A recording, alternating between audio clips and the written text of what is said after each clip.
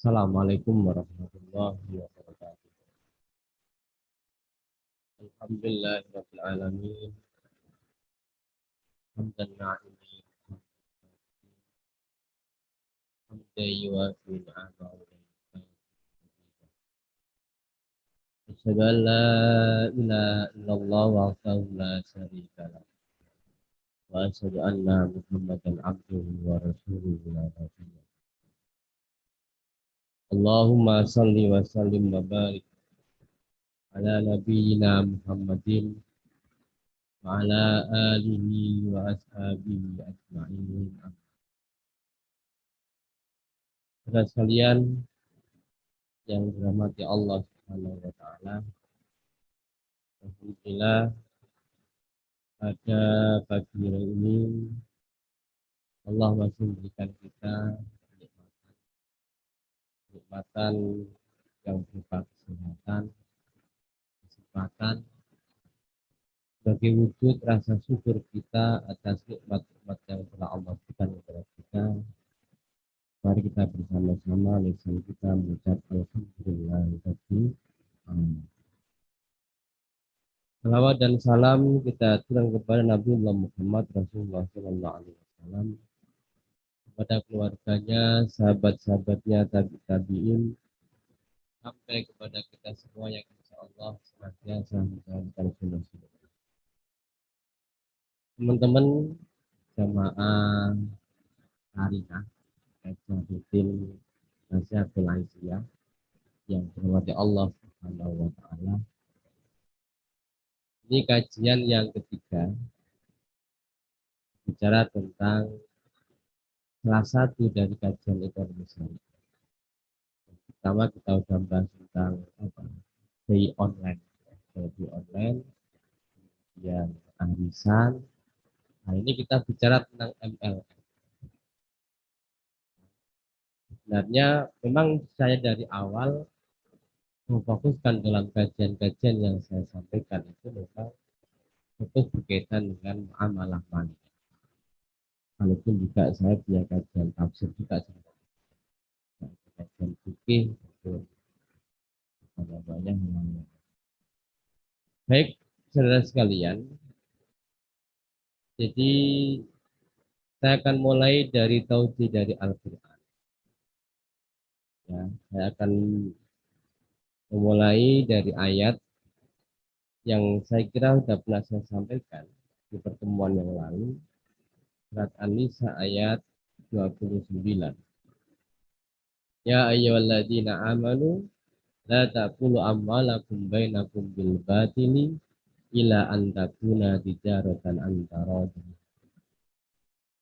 Janganlah kamu makan harta sesamamu dengan cara batil, kecuali terjadi illa antakuna tijaratan, kecuali di antara perniagaan yang saling ridho di antara.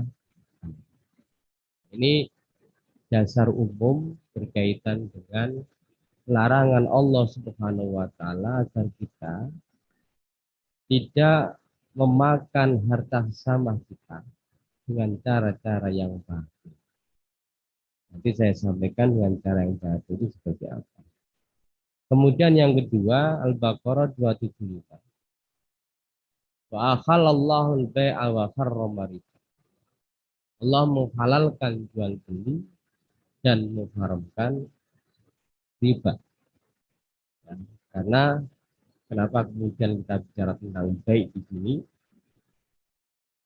Karena berkaitan dengan MLM itu sebenarnya masuk dalam kategori muamalah dalam bab buyuk, dalam bab jual beli. Kalau mekanismenya, kalau kita membeli langsung di toko, ya ada mekanisme distribusi. Sementara kalau MLM itu bisa secara langsung. Nah, sebenarnya itu masuk kategori baik.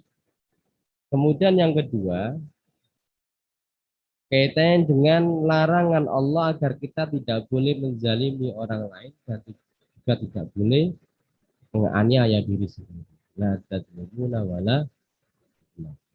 Ini panduan Allah Subhanahu wa taala agar di dalam melaksanakan amalan acuannya sudah ada, ketentuannya umum.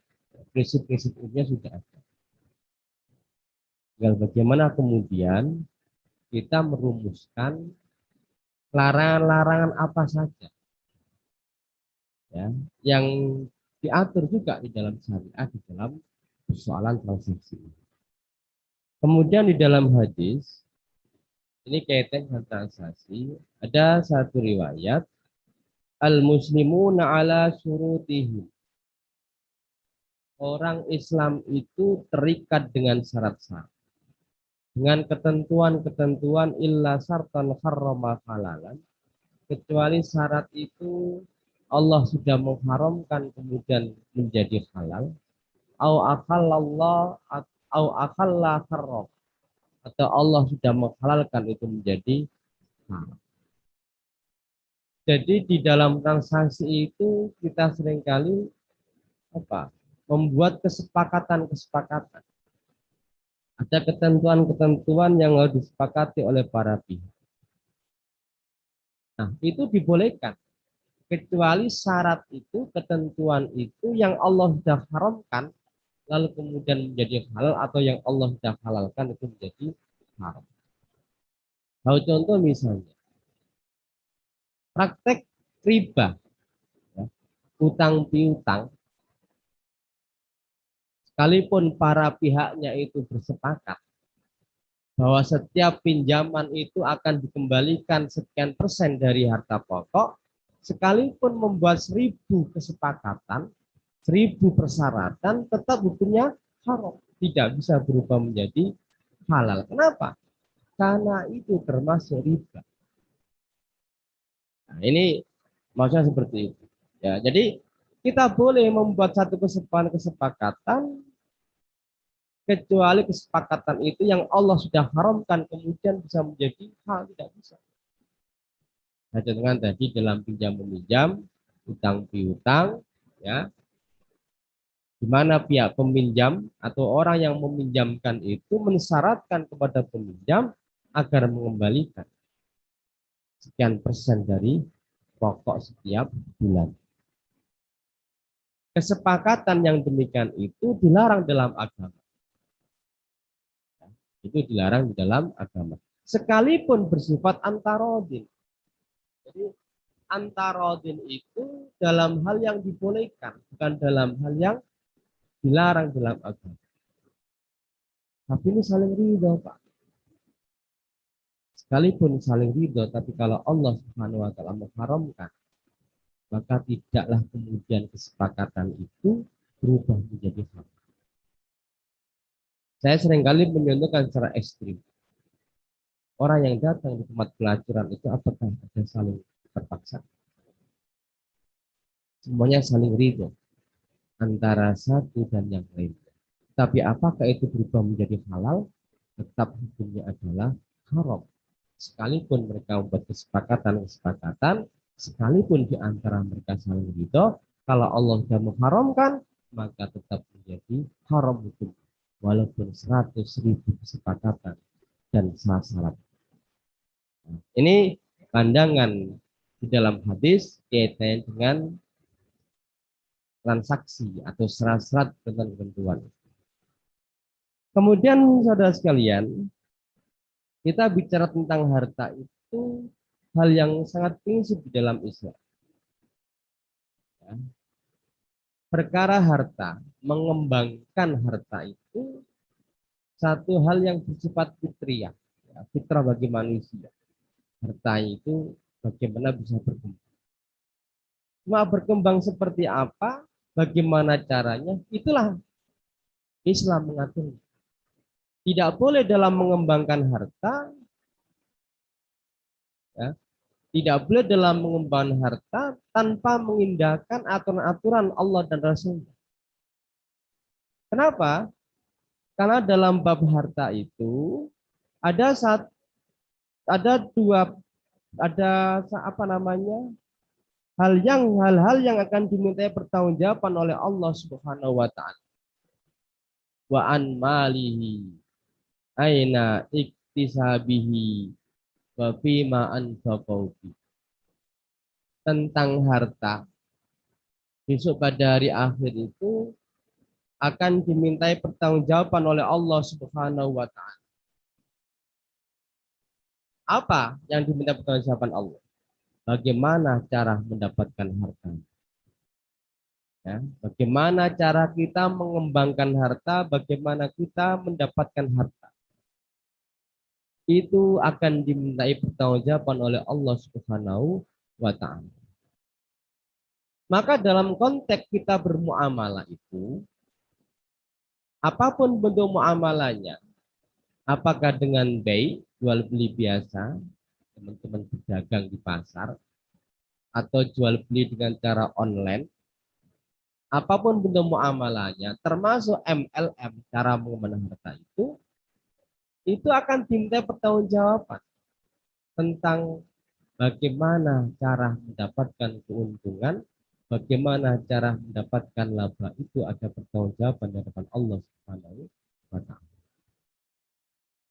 Maka tidak boleh sembarangan. Pokoknya kan suka sama suka, saling ridho. Toh ini perkara duniawiya. Ingat saudara sekalian, perkara duniawiya itu berdampak berkaitan dengan akhirat. Ya, jadi perkara duniawiya itu berdampak berkaitan dengan keakhiratan. Apa yang kita lakukan di dunia ini pasti akan kita peroleh akibatnya nanti di akhirat. Jadi ini bukan perkara yang sederhana, apalagi dalam bab harta. Bahkan misalnya di dalam bab harta, kita mengembangkan harta kita ya, dengan cara-cara yang tidak dibenarkan oleh syariat.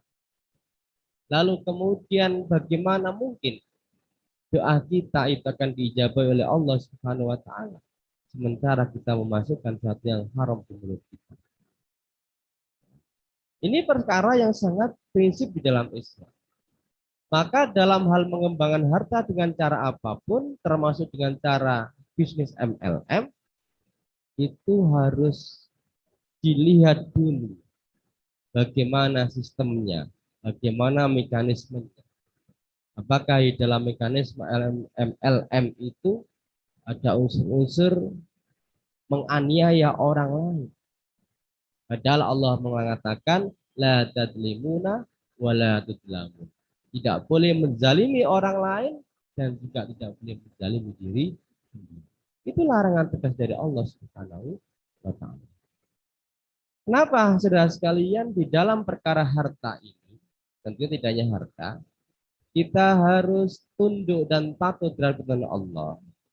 Ada satu ketentuan dan ini dirumuskan oleh para ulama bahwa seorang muslim dalam hal perbuatan itu terikat dengan hukum-hukum syariat.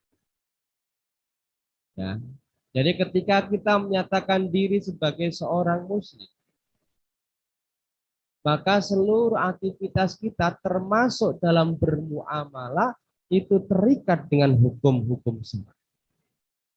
Tidak boleh kemudian seenaknya. Ya. Jadi taqayyud bi hukmi syar'i. Jadi terikat dengan hukum-hukum syariat. Termasuk di dalamnya adalah berkaitan dalam mencari harta, mengembangkan harta. Maka ketika dalam setiap hidup kita termasuk dalam bermuamalah, melakukan transaksi syariah, maka tujuan lain adalah kemaslahatan. Dan inilah puncak dari Allah Subhanahu wa taala menurunkan syariat di muka bumi ini adalah untuk kemaslahatan manusia. Darul mafasid wa jalbul masalih, menghindari mafsadah dan mendapatkan kemaslahatan. Inilah ketentuan-ketentuan umum yang berkaitan dengan transaksi muamalah. Jadi sekali lagi bahwa di dalam hal mengembangkan harta itu ada ketentuannya, tidak kemudian seenaknya sendiri tanpa mengindahkan aturan-aturan yang telah Allah berikan kepada kita. Lalu kemudian bagaimana kita bisa menilai bahwa satu transaksi termasuk MLM sesuai syariah atau tidak? Sebelum masuk ke sana, kita mencoba untuk memahami apa definisi MLM. Ini salah satu definisi. Jadi MLM itu apa? Strategi pemasaran.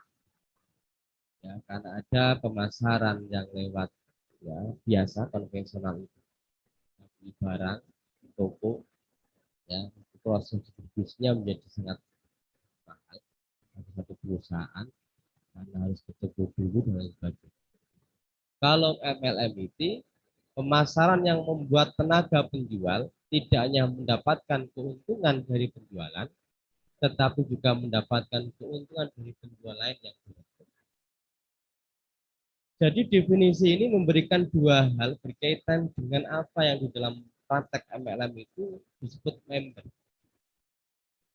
Posisi member itu satu sisi dia sebagai konsumen, ya, sebagai pembeli, tapi di sisi lain dia juga penjual jasa. Jadi MLM itu dalam hal posisi member dari definisi ini. Pada sisi yang lain, member itu dia sebagai konsumen atau pembeli yang membeli produk stokis misalnya begitu. Tapi pada saat yang sama kemudian dia posisinya dia sebagai seorang penjual jasa. Ya. Jadi penjual jasa yang bukan miliknya. Kalau dalam fikih muamalah itu ada istilah samsara, maklar. Ini posisi member di dalam transaksi MLM itu. Ya, dia berdiri di dua kaki. Pada sisi yang lain dia sebagai konsumen, dia pembeli. Ya. Jadi misalnya begini, saya akan menjadi member di salah satu MLM. Biasanya ada beberapa persyaratan. Satu harus membayar pendaftaran sekian. Pendaftaran sekian itu mungkin dapat produk, entah apa bentuknya. Itu dia sudah dapat poin barangkali. Pada sisi yang lain, dia akan mengembangkan karena tadi ya pemasarannya berjenjang, leveling. Dia tidak berhenti sebagai seorang pembeli atau konsumen, tetapi dia juga menjadi seorang agen ya yang akan merekrut orang-orang lain untuk bergabung di MLM tersebut. Jadi ada dua posisi itu, sebagai konsumen atau pembeli dan dia sebagai agen ya, atau samsar atau maklar dalam fikih muamalah. Maka kalau kita melihat dari definisi ini, maka kemudian kita bisa menilai MLM ini sesuai syariat atau tidak, maka ada dua hal. Bagaimana produknya yang dijual? Ya, produknya ini termasuk kategori yang dilarang atau tidak. Produknya ini termasuk banyak mengandung mudaratnya atau tidak. Ini dari sisi produk. Kemudian yang kedua, dari sisi sistem. Ya, jadi saya katakan member di dalam MLM itu dia posisinya sebagai konsumen dan atau pembeli, dan yang kedua dia sebagai penjual jasa, samsara bahasanya. Maka dari pengertian ini ada dua hal yang bisa kita gunakan untuk menilai apakah MLM itu sesuai syariat atau tidak. Dilihat dua, produknya seperti apa, kemudian sistem operasinya seperti sistem. Ya. Sistem itu berkait dengan proses penjualan selanjutnya. Jadi pihak pembeli pertama sebagai konsumen itu, kalau dia sekedar sebagai pembeli penjual, maka dia nggak mendapat apapun. Ya.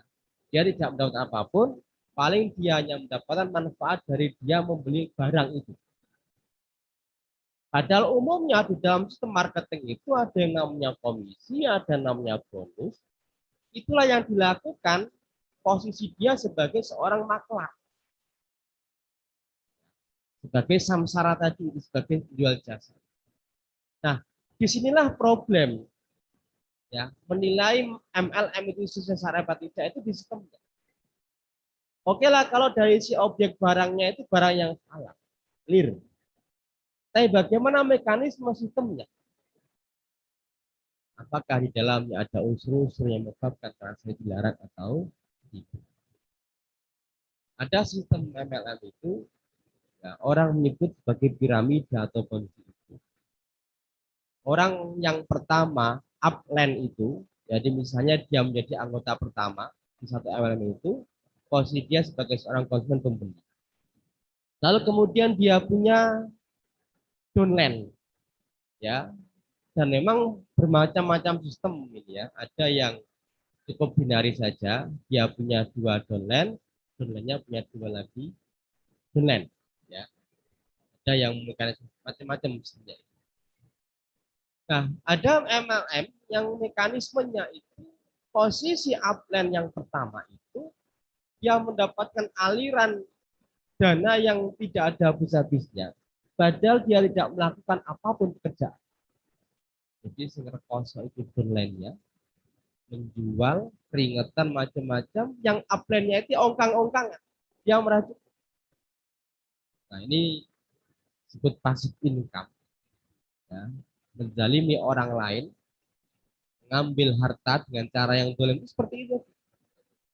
Dia tidak melakukan apapun satu pekerjaan, tidak ada jasa apapun, yang melakukan judul lainnya, maka yang upline-nya itu mendapatkan. Dan biasanya kalau di sistem MLM itu ya, dibuatkan satu mekanisme seperti paralon gitu ya. Terus mengalir sampai ke atas. Nah, jelas sekalian, maka menghukumi MLM ini apakah halal atau haram itu memang bukan satu hal yang mudah.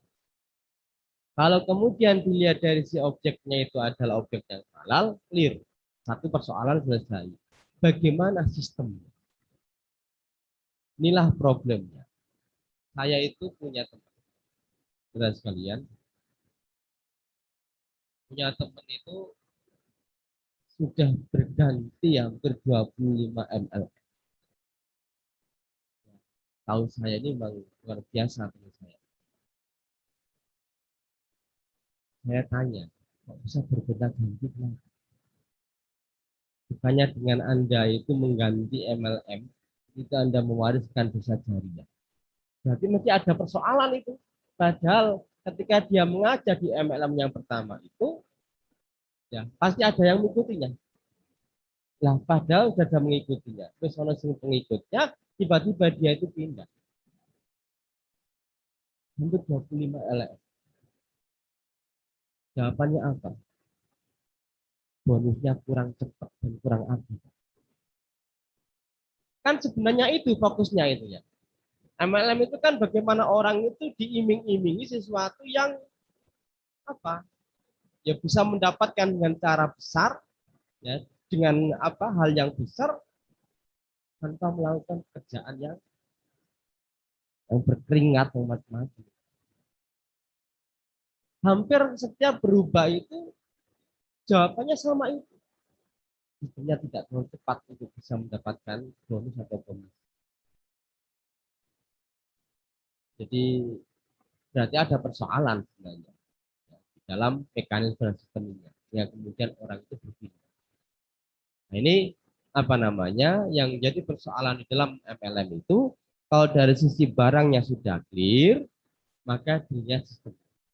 Sistem inilah kemudian bisa dihukumi. Oh MLM ini halal atau haram. Ini MLM ini tidak sesuai dengan syariat atau tidak. Nah, ada beberapa transaksi, sebab transaksi itu menjadi haram.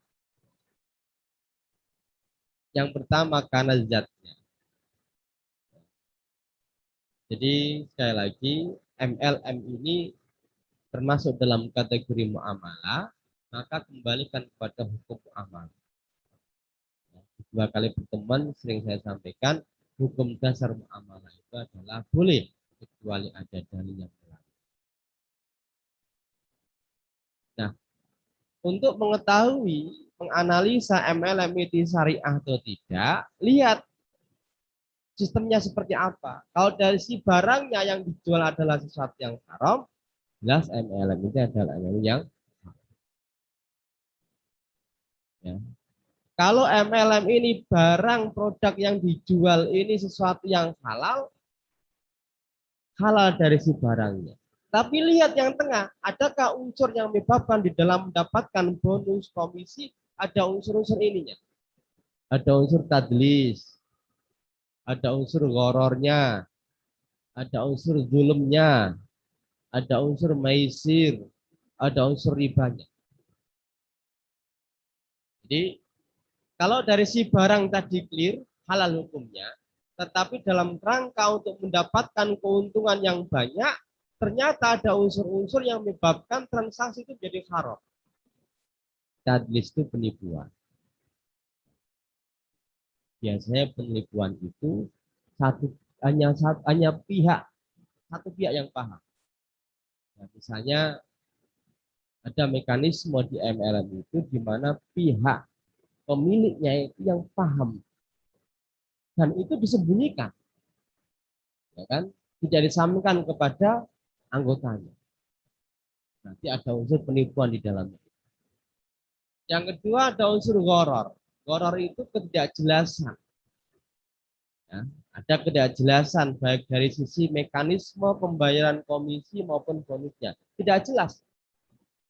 Padahal dalam konteks nanti kita bicara tentang akad, itu harus jelas. Kalau dia komisi dapatnya berapa, ketentuannya seperti apa. Kalau itu menjadi jasa, pekerjaan jasa, jasanya apa, itu harus jelas. Ya. Sehingga unsur goror itu tidak ada. Nah, kalau ada unsur gorornya, apalagi gorornya goror fahis, gorornya goror besar, maka transaksi itu menjadi haram, termasuk MLM. Adakah di dalam MLM itu ada unsur goror? Goror itu ketidakjelasan, ya, baik dari sisi objek barang yang nggak jelas, kan sekarang ada misalnya beberapa kasus, nah ini ada yang menyebut sebagai money game. Money game itu tingkat gorornya itu goror fahis, karena barang itu sekedar sebagai kamuflase. Ya, misalnya bau jenggot ini, nah, sebut saja, ya, jualannya jualan pulsa. Per 1 juta dia bisa mendapatkan sampai 20% setiap bulan. Emang itunya jualan pulsa itu berapa? Ada pulsa itu paling kan saya kurang, dia bisa mendapatkan 20% per 1 juta itu mungkin tidak dari hasil jualan pulsanya, itu mungkin ada mekanisme yang lainnya.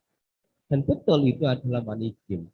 Maka kalau orang itu ingin mendapatkan 20% dari 1 juta itu misalnya, maka dia harus mencari yang lain untuk mendapatkan 20 itu.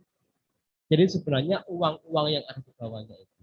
Jebluknya ketika yang paling bawah itu sudah nggak mendapatkan anggota. Akhirnya jeblok karena sudah habis. Jadi barang itu hanya sekedar kamuflase. Misalnya SS, Indoro Sunding. Itu katanya, ini katanya, core bisnisnya adalah emas. Yang tigaan itu. Jadi katanya core bisnisnya adalah emas. Maka betul emas. Dan itu sekedar kamuflase yang sebenarnya hanyalah money game. Itu ada unsur horor. Yang ketiga, ada zulmnya. Ada menzalimi orang lain.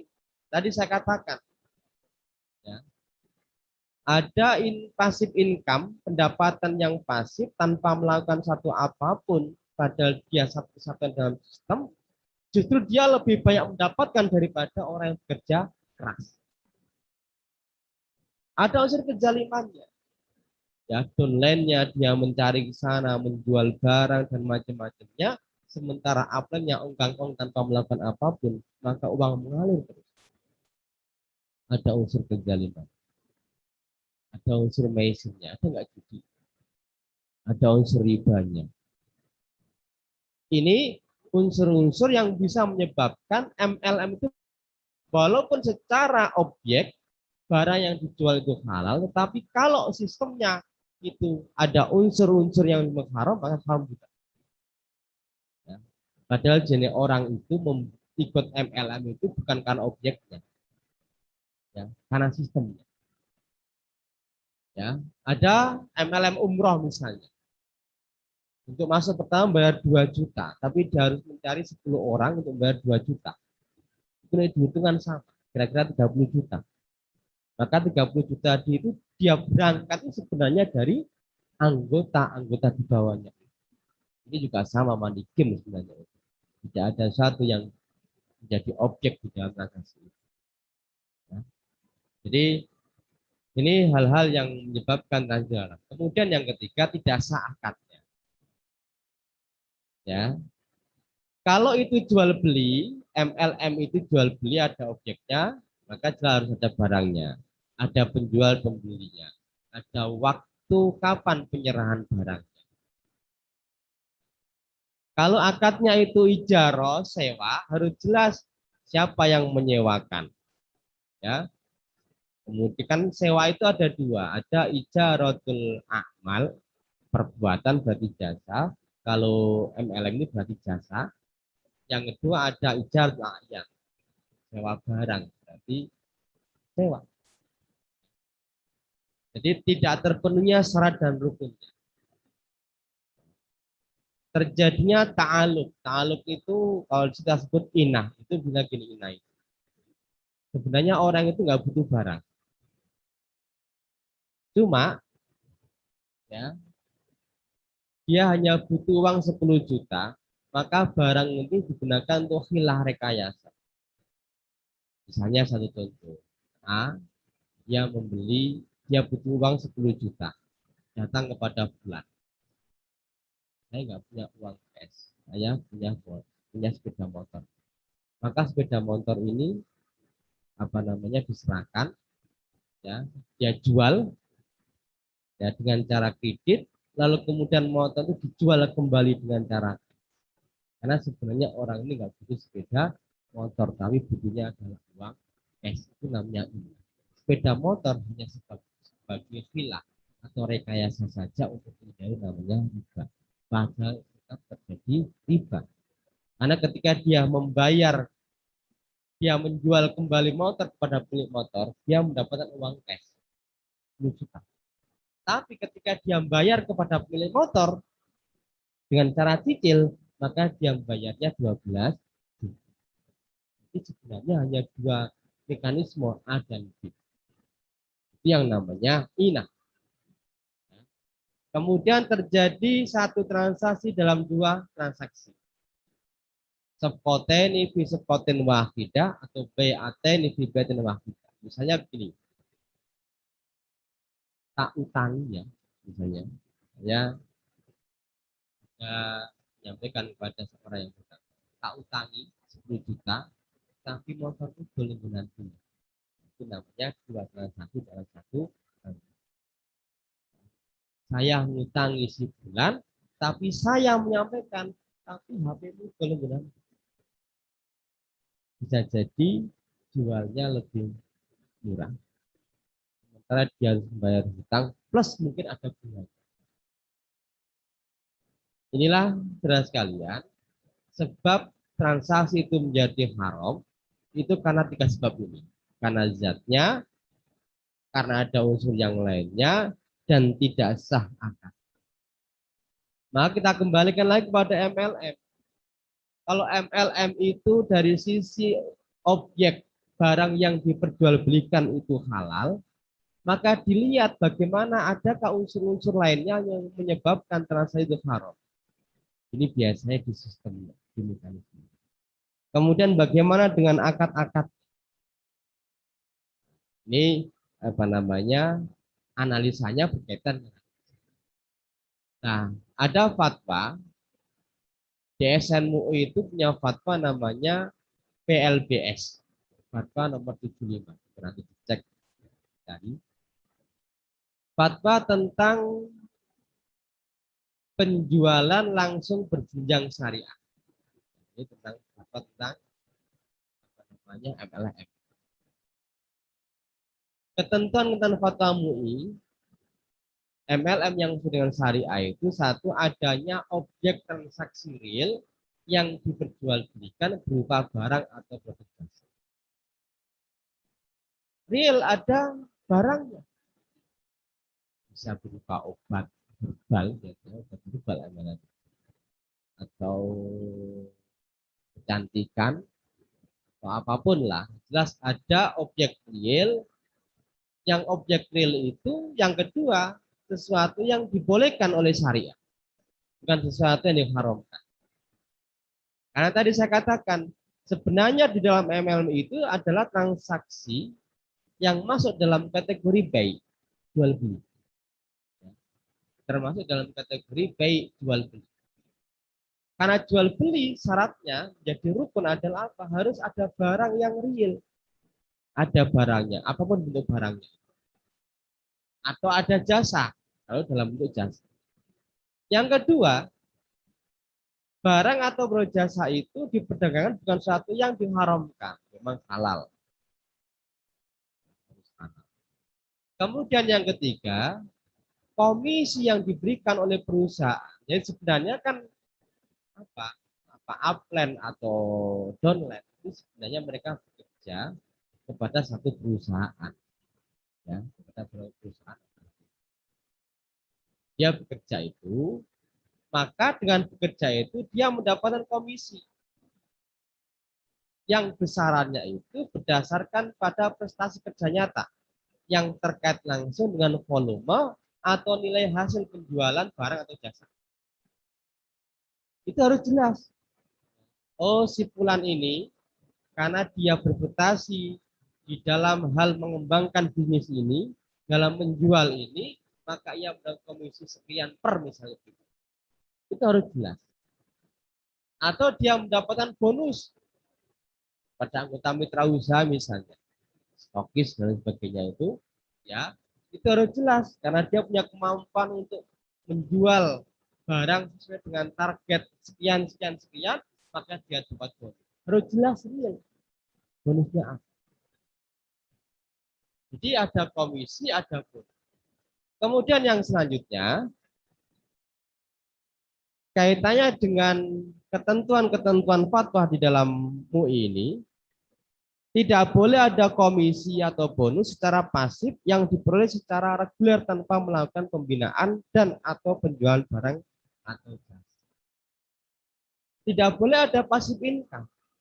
Bagaimana di dalam MLM, pola piramida atau bonzi itu, upline itu dia tidak melakukan apapun. Tidak melakukan apapun di dalam transaksi, dalam proses pengembangan usaha itu, tapi justru yang paling banyak melakukan penjualan, termasuk melakukan proses pendampingan bawahnya, itu dilakukan oleh downline-nya. Nah, itu tidak dibolehkan. Makan gaji buta bahasanya. Kemudian pemberian komisi atau bonus oleh perusahaan kepada anggota mitra usaha tidak menimbulkan idrah. Idrah itu apa? Sesuatu yang memotivasi orang tetapi meninggal kewajibannya untuk menjual. Jadi iming-iming tidak diperbolehkan. Yang kemudian orang fokusnya di sana tanpa melakukan satu proses kewajiban bahwa sebenarnya dia itu jualan produk. Maka apa namanya ada perubahan motif. Ini jenis motif dodolan atau motif mengejar bonus itu. Apalagi yang ibadah diperjualbelikan dalam bisnis, jadi fokusnya itu ibadahnya atau bisnisnya. Ini apa namanya dilarang. Pemberian komisi itu tidak menimbulkan idrah. Tidak ada eksploitasi dan ketidakadilan dalam pembagian bonus antara anggota pertama dengan anggota berikutnya. Ada mekanisme.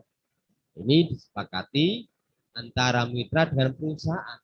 Karena sebenarnya semua orang ini adalah bekerja dengan perusahaan MLM itu. Dia tidak bekerja dengan pihak-pihak lain. Bonus, komisi, apapun namanya itu diberikan oleh perusahaan. Ya, tentunya ya karena ini bagian dari komisi bonus kan sesuatu yang sudah jadi pendapatan perusahaan. Lalu kemudian diberikan kepada anggota.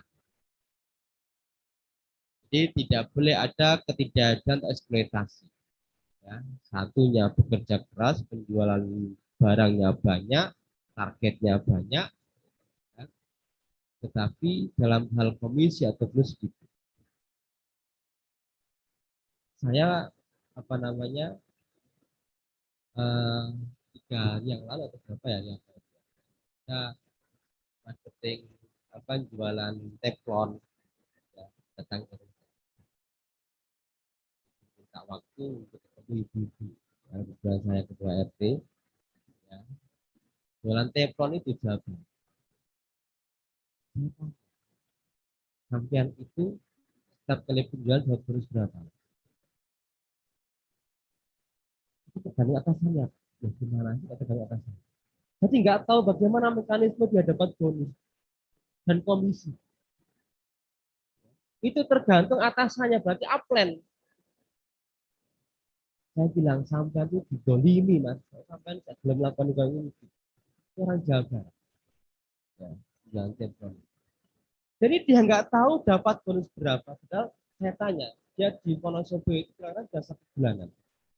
Puter ya, kampung-kampung itu, saya itu sudah menjual sampai 10 atau berapa. Termasuk istri saya membeli. Jadi, sudah 10 per satu teflon sampai menjual dapat berapa? Bonusnya atau komisi atau apapun. Abang, ya tidak tahu. Karena di atas saya ada 1 orang. Nah ini yang kami katakan. Padahal mungkin saja yang di lapangan itu berdarah-darah, kepanasan, sementara yang atasnya itu mungkin nggak tahu di hotel atau apa. Di Wonosobo atasannya itu. Padahal yang ke lapangan adalah para marketing yang ketemu dengan langsung dengan masyarakat. Dan dia tidak tahu berapa pendapatannya untuk dapat bonus atau komisi. Ini namanya eksploitasi dan ketidakadilan dalam bagian itu. Setiap mitra usaha melakukan perekrutan keanggotaan berkewajiban melakukan pembinaan dan pengawasan kepada anggota yang direkrutnya. Jadi saya katakan bahwa namanya jasa itu bisa ijaratul amal, bisa ijaratul amal. Pembinaan itu jasa. Kita bina itu orang-orang yang kita rekrut, ya, supaya kemudian dia bisa mengembangkan, bisa menjual barang dagang seperti apa. Itu harus jelas. Tidak melakukan kegiatan money game. Ini jelas sekali di dalam fatwa DSN itu bahwa di dalam PNBS ya penjualan langsung berjenjang syariah itu tidak boleh melakukan kegiatan money game. Jadi money game itu sederhana kan. Jadi sebenarnya produk itu hanya kamuflase. Yang bermain itu adalah uang. Jadi saya contohkan bahwa jenggot itu money game.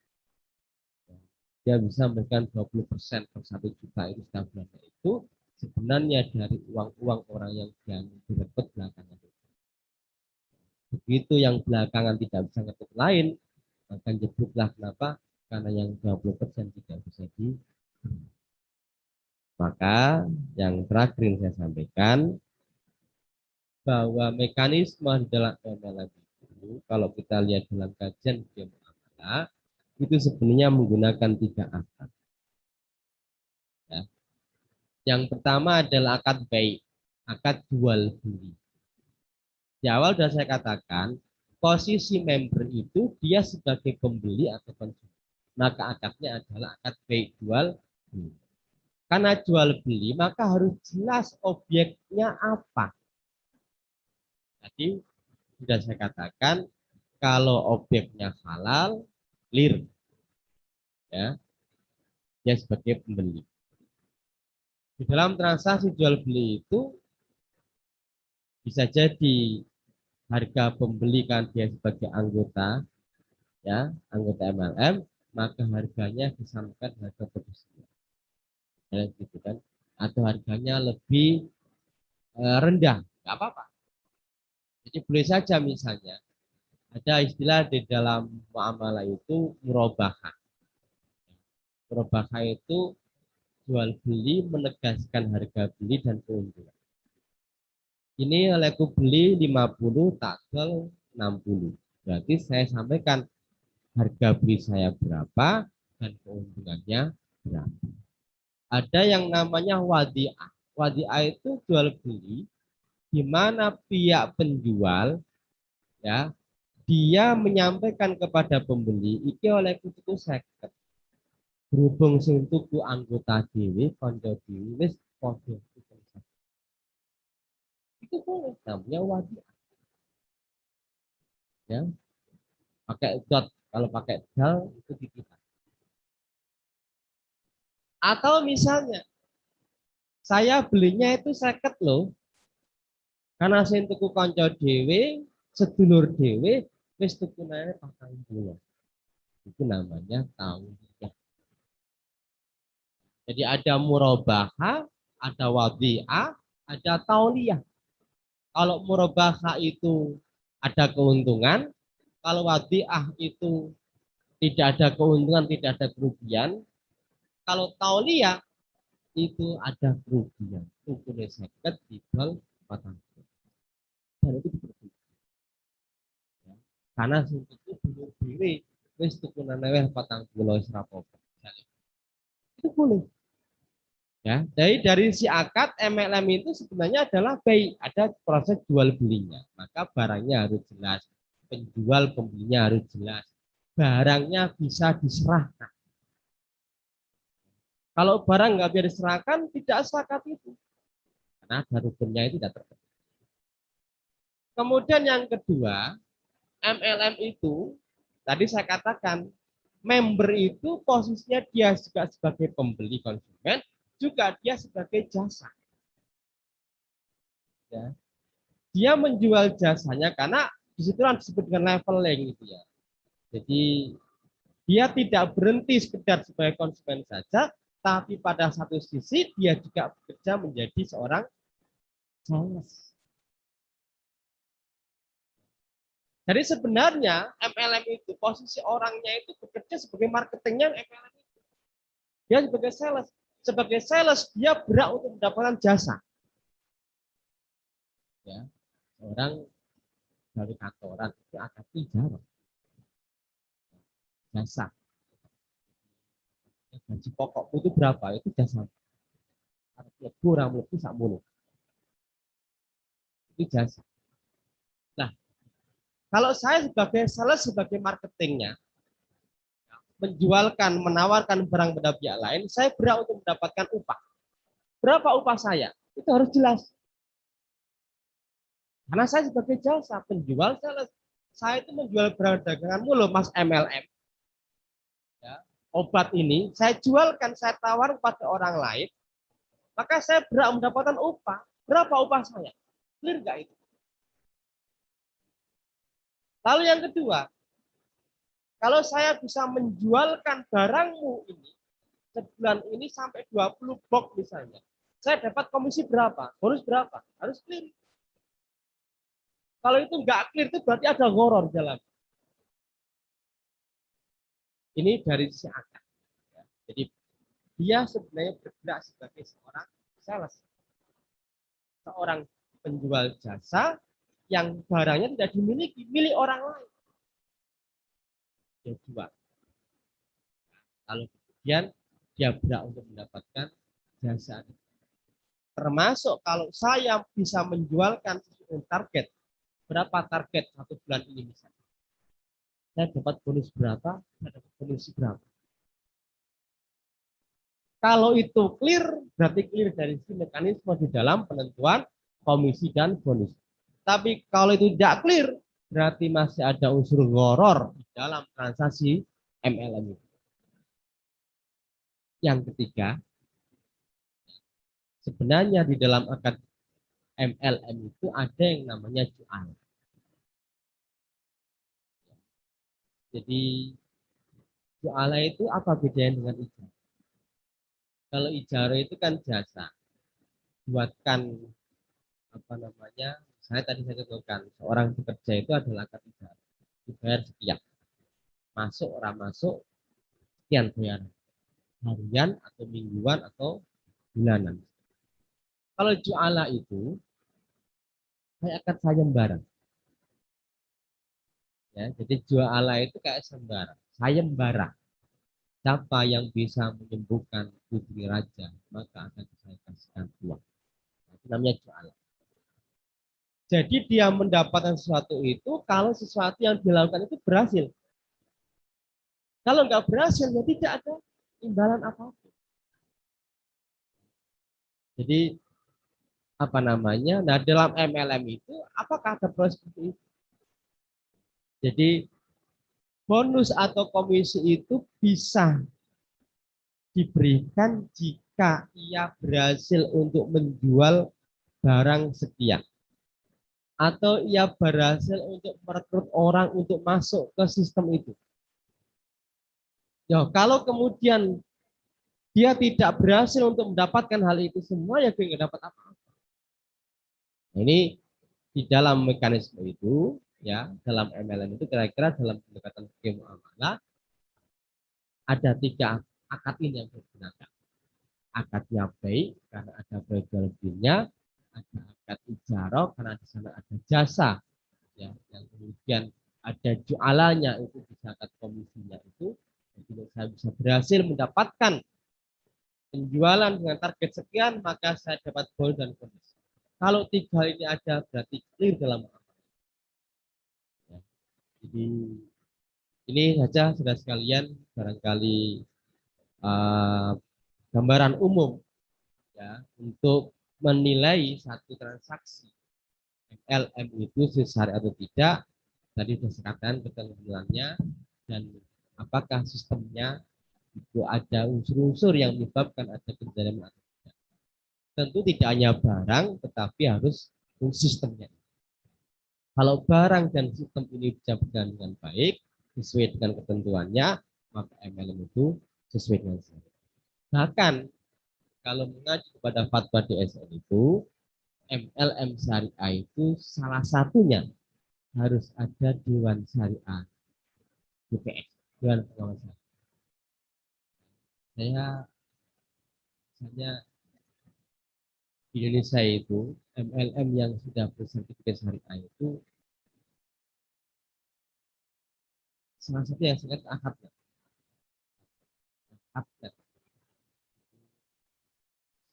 Saya dengar itu nama itu sejak saya jadi mahasiswa itu menggunakan itu awal-awal akad. Kemudian apalagi ya, Keling kayaknya itu juga dapat sertifikasi syariah ya, Keling itu. Ada 5 atau 6 ya MLM di Indonesia ini yang sudah bersertifikasi sesuai dengan syariah. Baik, saudara sekalian, mudah-mudahan gambaran umum tentang MLM ini bisa dipahami. Barangkali ada yang didiskusikan.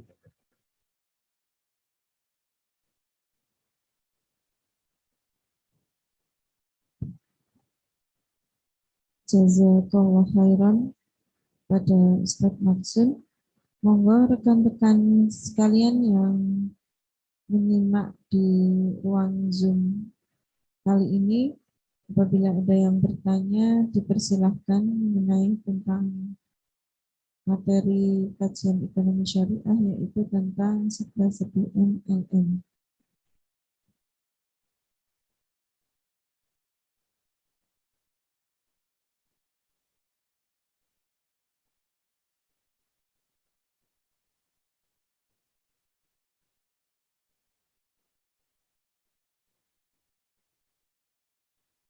Sambil menunggu yang lain, mungkin Ustaz saya bertanya sedikit. Apabila tadi dari ketiga akad tadi dipenuhi, kemudian apa namanya MLM ini yang menjadi upline-nya itu tetap sah atau tidak, seperti itu.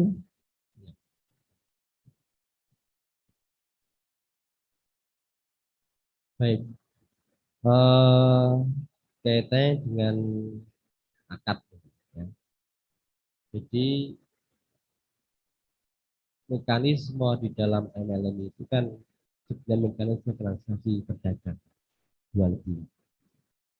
Maka akad yang bisa digunakan satu ada akad pay karena posisi member ya, dia sebagai pembeli atau konsumen. Yang kedua, dia juga pada saat yang sama menjadi seorang penjual jasa, sales. Nah, dia akan menawarkan. Dia disebut dengan multi level marketing itu ada level marketingnya, pemasaran di bidangnya. Yang kedua ada namanya komisi atau bonus. Itu kalau di dalam bahasa akad itu namanya jual. Siapa yang berhasil menjual produk ini bulan ini sebanyak misalnya 10 box atau 10 buah obat ini, maka dia akan mendapatkan sekian. Jadi itu sudah dari awal sudah dipahami oleh downline-nya. Jadi tidak boleh di dalam mekanisme transaksi itu ada sesuatu yang disembunyikan. Jadi misalnya ada mekanisme yang sebenarnya itu disembunyikan misalnya, disembunyikan apa yang harus diberitahukan kepada downline-nya itu ditutupi. Karena itu kalau diketahui maka ya jadi pendapatan upline ini menjadi ngerti dong. Padahal dia tidak melakukan apa-apa. Itu bisa timbul persoalan. Maka mekanisme sistem itu harus clear disampaikan kepada downline-nya. Gak boleh upline ya sebagai orang pertama itu yang kemudian mengikuti sistem. Jadi ada baik, ada ijaronya itu jelas berapa ya. Kalau itu bagian dari jasa. Yang kedua ada komisi atau bonus itu juga harus jelas. Itu semuanya adalah clear ya. Kemudian yang ketiga, yang selanjutnya itu apa? Objek. Jadi kalau dari sisi objeknya sudah clear, halal, anggap saja halal tidak. Maka lihat mekanisme sistemnya. Apakah dalam sistemnya tadi itu kaitannya ini ya, kaitan dengan komisi dan bonus sebenarnya. Karena ketidakadilan, aspek ketidakadilan eksploitasi itu sebenarnya dalam pemberian bonus atau komisi.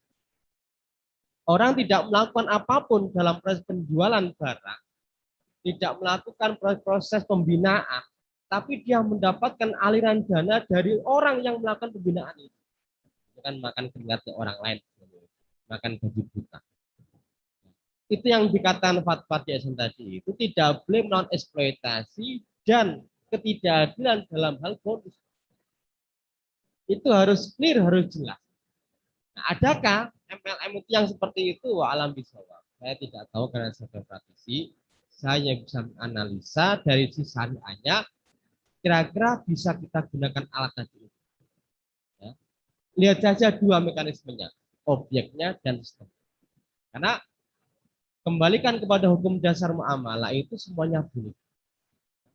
Asal di dalam muamalah itu boleh, kecuali ada dalil yang melarang.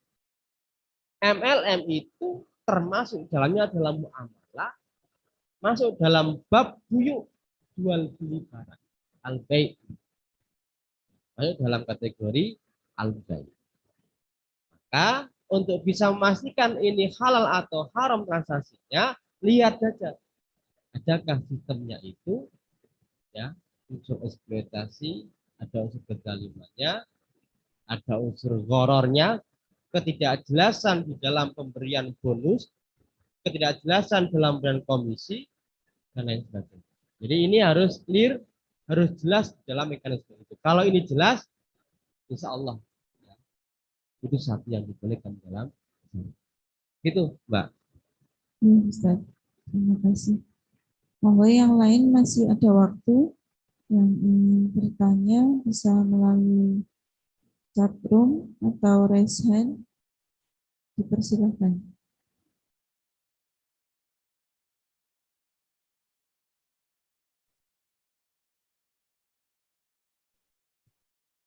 Karena belum ada yang bertanya, mungkin bisa closing statement, Ustaz, Ya. untuk mengakhiri kajian kita. Baik, yang pertama bahwa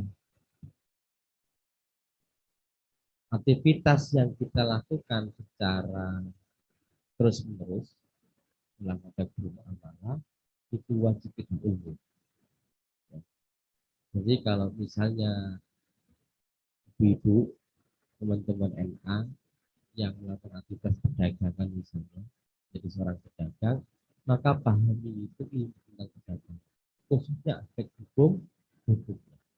Apapun perdagangannya, apakah perdagangan retail atau perdagangan online atau apapun bentuk muamalah transaksi. Karena dengan kita mempelajari hukum-hukumnya itu, maka kita berusaha untuk meminimalisir kita melakukan hal yang dilarang dalam agama. Misalnya apa? Kalau kita sebagai seorang pedagang, kita tidak mengurangi timbangan, kita tidak mencampur barang yang baik dan barang yang buruk, kita tidak menyembunyikan zakat. Karena semua itu dilarang di dalam agama. Ini wajib kita pelajari. Jadi perbuatan aktivitas yang secara rutin kita kerjakan wajib kita ilmui. Sebagaimana kita sholat setiap hari 5 kali, maka kita wajib untuk mengilmui bab sholat. Termasuk dalamnya adalah tentang tohar. Ini yang pertama, ya, wajib kita ilmui. Kemudian yang kedua, aspek hukum itu selalu berkembang. Jadi hukum itu selalu berkembang.